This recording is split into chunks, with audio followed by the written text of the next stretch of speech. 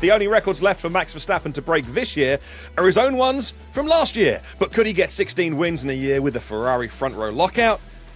Yeah, of course he could. Podium today, Verstappen, Hamilton, Leclerc. I'm Martyn Lee from the Autosport podcast. This is our look back at the Mexican Grand Prix. Disaster for home hero Perez out at turn 1. A red flag and standing restart because of a Magnussen crash. And stay tuned later in the video. I want to know from our expert guests, did McLaren throw away a nailed-on Norris podium by screwing up qualifying? At the track, our Grand Prix editor, Alex Kalinauckas, fresh from looking after Autosport.com, Sam Hall. Alex, let's start with you. Max took the lead from third off the line, bit of deja vu there, and never looked back. That was really impressive today.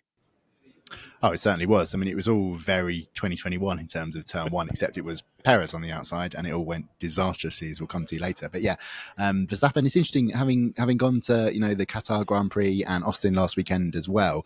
Max wasn't very happy with his starts. He was making sort of weird, sarky little comments on the radio, explaining things just haven't been great. And you could see it from quite a while, actually, that in Japan, he was swamped by the McLarens. In Qatar, both Mercedes were all over him. And I think there was a real sort of, we want to focus on fixing things. And according to Max, what they've done on their start settings has really paid off here. Also revealed there was a little bit of an issue. The Red Bull was happening with starts at the beginning of the year that we'll be able to dig into before the end of the season. But yeah, absolutely nailed it this time around. And unlike 2021, he was on the inside, just carved his way through the two Ferraris. And then, once he was in the lead, he basically won the race twice. He revealed in the press conference that he was planning to two-stop. I think that was fairly sort of evidently signposted. There was no way that the Hards were probably going to do 51 laps satisfactory or whatever it would have been by the time he came in. It would have been a two-stopper, but the red flag changed all that. But even if the red flag hadn't been there, Verstappen had the race won. I think Ferrari would have had no choice but to one stop. And by the time the red flag happened, Verstappen had already erased the extra pit stops. Such was his pace advantage. So yeah, another utterly crushing performance. Yeah, and Jenson Button afterwards as well in the interview said, that's 16 in a season. What can you do next? And he was like, 17? Great answer. Sam, Perez said... Lewis Hamilton, just very quickly, Lewis Hamilton is betting that Verstappen will get 18 or 19. So, I mean, I don't know if you can bet two ways, but anyway, that's what he was saying. Okay, that's a pretty good shout, actually. Sam, Perez said his move around the outside of turn 1, that pincer movement on Leclerc was a move he was proud of. I mean, I'd be proud of going for it. I wouldn't be proud of the move. Like Lewis wouldn't be proud of his Qatar move. It's like you can't get rid of cars. They can't disappear. But he did look broken. He was trying to put a brave face on it, try to give it a spin, saying, if you're not don't go for the gap, you're not a racer. But yeah, he looked very broken afterwards as well. Worst possible result, home race. Massively disappointed crowd at a weekend when Daniel Ricciardo gets something out of that AlphaTauri, or the car just was much more suited to this track, or something. It's a perfect storm. What else can we say apart from, that guy needs a big old arm around his shoulder and maybe a drive for next year, but hey, the grid's all sewn up for 2024. It's not looking good. Yeah, I mean, it's if you could have imagined a nightmare scenario for Checo this weekend, this was exactly it. I mean, he came into this weekend 39 points clear of Lewis Hamilton in second for the Drivers' Championship, and he leaves, I think it's 20 points now, the margin, because Hamilton got 18 for P2 and the fastest lap point. I don't think Checo's proud of the move. I think you've hit the nail on the head there. I think it's the intent of the move. So I'll give him that one, as much as he said the words that he's proud. We'll just gloss over that, because let's be honest, who's ever proud of going for a move and ending up on no wheels? No one. So I can't see how it could have been any worse for Perez, and whatever the opposite of the icing on the cake is, that's what Daniel Ricciardo and his performance this weekend was. I mean, he out-qualified Perez. Possibly he would have been able to outrace Perez anyway. We saw his pace against George Russell at the end. If Perez doesn't, and this is opinion here, so if Perez doesn't get P2 in the championship, I don't see how he can stay at Red Bull next season. Christian Horner said it's not as binary as that, but I kind of think it is. That car is so dominant. We've seen what Max can do with it. If you can't finish P2 in the championship with a car that is winning all but one race so far this year. What are you doing, really? Reminds me of the old Ron Dennis thing of to finish first you have to finish, and that was a heck of a move around the outside if it had paid off, but I don't think it ever was. I hear Ron Dennis quite a lot in my head sometimes. Maybe I should speak to someone about that. Alex, let me talk. We will get onto Ferrari and Mercedes a little bit, but there's a really important sort of battle further down, Alex, and that is the AlphaTauri results here. Now, Daniel Ricciardo had a really strong result today. Could be described as a $20 million payday for the team in terms of that constructors battle further down, which is where some of the action is at the tail end of the season. But more importantly, when he was racing today, I thought he looked like his old self. What did you think about his performance?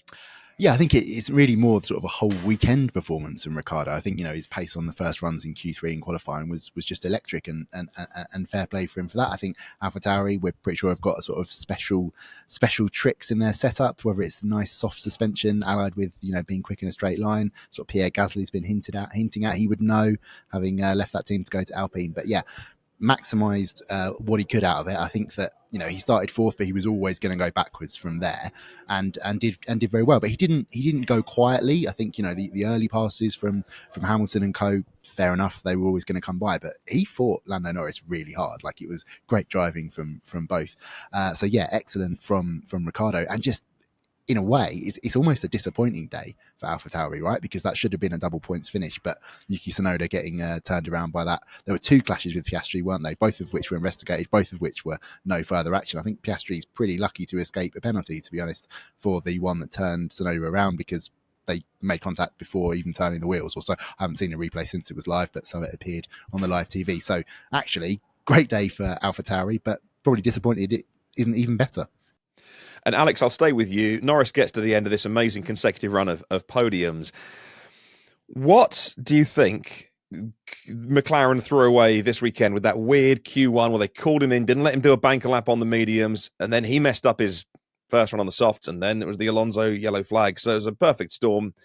But arguably the team could have at least got a lap in on the mediums and got him through to Q2. With Norris starting in a normal place where that car can get to, as we've seen from Piastri, where would he have been today? I mean, third, maybe. He probably had the best of the Ferraris. What do you think? Yeah, I think I'm right in saying it was a sort of fuel system thing they were having to check at the start of Q1. It just sort of put them totally out of kilter. But yeah, I think honestly, potentially Red Bull disrupting pace. We saw that in FP2. Now it's bit perilous looking at the times in FP2 because of that late rain. Like, Ferrari insisted they weren't as bad as they were. Well, that actually bore out in the race, didn't it? But Norris was quicker on the medium tyres than Verstappen was, so there's every chance that he could have at least got amongst it. I think on the hard tyre it was a different story in FP2, but honestly, like, apart from getting it wrong on his first lap on the softs in Q1 yesterday, now Norris is driving absolutely superbly. So I don't have any doubt that he probably would have been amongst the podium battle had he started higher up. And yeah, I think we just got to stop believing McLaren when either Norris or Piastri says in the Thursday press conference, this track isn't going to suit our car, because they keep saying it and they keep being right in contention. So yeah, come Brazil, they'll say they're out of it, and they'll probably win. Sam, Norris, driver of the day, your thoughts on his performance today, which I thought gave us a lot of entertainment. Yeah, Norris's performance, easily driver of the day, I think. I think it was 12 places he made up in the race, which is the most he's ever done. I think that his previous best, they said on commentary, was 9. So, I mean, any driver making up 12 positions, if we saw Max doing that, would be eulogising over it. So yeah, that's a brilliant performance for him, well deserved, and that move on Ricciardo was a particular favourite of mine. He said he broke earlier than Daniel to sort of con him almost, and they just let off the brakes and went, "I'm going past you, mate." So you're done. But yeah, that I think for me that's probably Lando's most impressive performance in F1. And he's had some really impressive performances this year. So I think silverware was on the table for him. I think potentially P2, because I believe he had the march on Ferrari and Mercedes. But I think it would have been close between him and Hamilton, especially once you throw the red flag into the mix.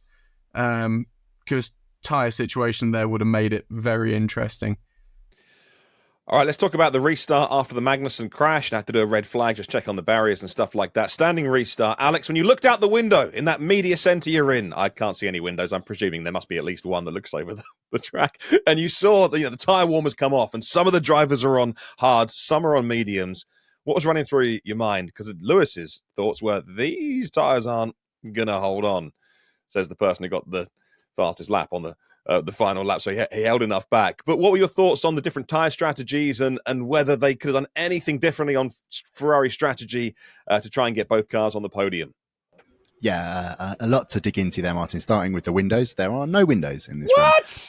And it's not even, we're not even next to the pit lane. We're more the media centre is sort of backed onto the short straight that leads down to turn 12 on the Forest Stadium. But there we go. It's nice and quiet in here. Actually, it's quiet. It has been all weekend, so it's been nice to escape the glorious chaos of this paddock at times, and the heat as well. It's been very strong sun, but not quite as hot obviously as we were in Qatar and Austin. But anyway, I'm massively digressing. So yeah, the restart. I think everybody, definitely I did, shared Lewis Hamilton's view of, that's a brave call. That's a really brave call, putting the mediums on. Red Bull and Ferrari were nailed on with the sort of more conservative approach and still a sensible one. They were a little bit worried about not having the sort of softer tyre bite off the line and Leclerc being worried about contact in turn one as a result. But yeah, essentially, speaking to Pirelli Motorsport boss Mario Isola just a few minutes ago, the medium tyre performed much better than anybody was expecting. And actually, if you look at the pace of Ferrari, of Leclerc, even with a damaged front wing, he was sensational in the first stint. Like, okay, not Verstappen level, but things are all relative, right? He was cruising away from his teammate. He would have been, still able to, or he successfully fended off, didn't he, Lewis Hamilton's undercut. So, yeah, it was just about when the Ferraris pitted that they spotted that's when the degradation was really started to have an impact on lap time. But the fact that ever more rubber was going down and that it was performing anyway, basically the track evolution factor massively boosted the mediums. It was also hotter today, which made it a big sort of challenge when it came to managing engine temperatures, braking temperatures, the tyres of course as well. But so that was all a big factor in essentially sort of explaining why Hamilton was able to stun even Ferrari, because they quite confidently declared to Leclerc that there will be a crossover point between the hard and the mediums, and that did happen. It just happened right at the very end of the race, at which point Lewis Hamilton had enough left in his tyres that he could have tried a fastest lap. And you're right to sort of raise that, Martin, like, well, hang on a minute, what's going on there? And he said, well, I felt I could push on more, specifically in the last 10 laps. He sort of thought, hang on a minute, I might just be able to try and put some pressure on Verstappen. But he said he tried. He was still 2/10 off Max when Max was cruising. He was like, nah, I won't bother. And then the risk of, if you do push on, the graining risk, while lower than expected, still was there. So he was just like, I'm just gonna come home now and use what I've got left on the fastest lap. So yeah, an interesting sort of strategic race. In a way, really, it's a shame that the red flag happened, because it stopped the one stop versus two stop playing out. I still think it would have been a fairly formality for Verstappen, but it at least made it interesting. I'll finish off the top 10. Verstappen, Hamilton, Leclerc, podium, as I mentioned. Sainz, Norris, Russell, Ricciardo, great result. Piastri, he'll be pleased as well. Albon, fantastic result for Williams. And Ocon, the first of the two Alpines in 10th and 11th. But Ocon picking up the last of the points there. Tsunoda was on for big points, got spun around, only got back up to 12th. And yeah, some DNFs that I mentioned already, like Perez out on lap 1 of Kevin Magnussen, who I mentioned. They retired Alonso and Stroll in both Astons. And actually, if you saw Sargent peeling in, I've not looked into the reason why, but yeah, he was running at 12th or something, and either got classified 16th or a DNF, but hey, maybe what, an early bath or something. But yeah, if you what's going on there in the background? I saw that as well. And we'll look into why they pulled in that Williams there. But Sam, before we go, I want to ask you your thoughts. You're much more of an expert on Formula One than I am, but I can't think of a time when a team has started talking about challenging a dominant team like Red Bull for a win. If Red Bull have some reliability or drop the ball, Alonso was saying, yeah, we can win a race this year. Double DNF today, but not just about today. This is a massive fall from grace from a team that I think at the beginning of the year there was, from the neutral fans and from those who maybe Aston's their second favourite team or whatever, like loads of love for Alonso. Everyone loves Alonso when he's got the bit between his teeth, but this is such a fall from grace. What do you think? Yeah, there was one point of the year where Alonso said, that's it, I'm going to be on the podium every race of the season from here on in. And That's been proven a bit wrong, hasn't it? I can't think of a fall from grace quite like this within a single season. And Alonso fans, Aston Martin fans, Lance Stroll fans, they've got to be praying that this is because Aston Martin have put so much effort into next year's car. They did say that Alonso picked up some damage from debris on lap 1, that caused some issues, and that's why he went backwards and eventually pulled into the pits and retired. But they had no pace all weekend. All weekend they looked like before qualifying, they looked like they were going to be out in Q1 with both cars yet again. And they really need to do something about this, because they're getting worse results than when they were Racing Point or Force India. And with all the money that they've got now, it's not good. It's not a good look for them. And Fernando won't really want to stick around with this. We heard all of his complaints about Honda and McLaren before. How long until we're going to hear him call this car a GP2 car or an F2 car? It's coming. You know, a Fernando rant is coming. Yeah. He's kept buttoned until now, but we'll wait and see. Well, that's our video for today. We'd love to see your comments below. What's on your mind? What do you think of the Grand Prix today? Let us know, because we love to hear what's on your mind. Alex, get yourself out of that windowless cool box and go and find some Mexican food for supper.